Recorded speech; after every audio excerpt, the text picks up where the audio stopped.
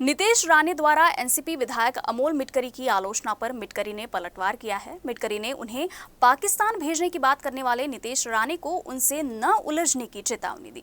मिटकरी के बयान के बाद एक बार फिर से महायुति में जुबानी जंग शुरू हो गई है। असं आहे की जो व्यक्ती पोलिसांच्या पत्नीबद्दल अपशब्द बोलतो, जो व्यक्ती पोलिसांबद्दल अपशब्द बोलतो, जो व्यक्ती बदलापूरसारख्या घटनेवर चकार शब्द काढत नाही, त्या व्यक्तीने मला हिंदू धर्म सांगावा। हिंदू धर्मात किती वेद, किती शास्त्र, किती पुराण आहेत आणि त्याची नावं काय हे तरी त्या व्यक्तीला माहीत आहे का?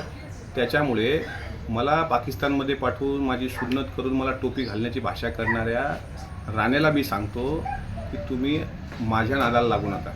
शेवटी तुम्ही काय आहात हे सगळ्या महाराष्ट्राला माहीत आहे। त्यामुळं फक्त जातीय तेढ निर्माण करणे, एखाद्या समाजाला टार्गेट करणे आणि जाणीवपूर्वक आपल्या सोयीचं राजकारण करणे एवढंच धंदा त्या व्यक्तीला आहे।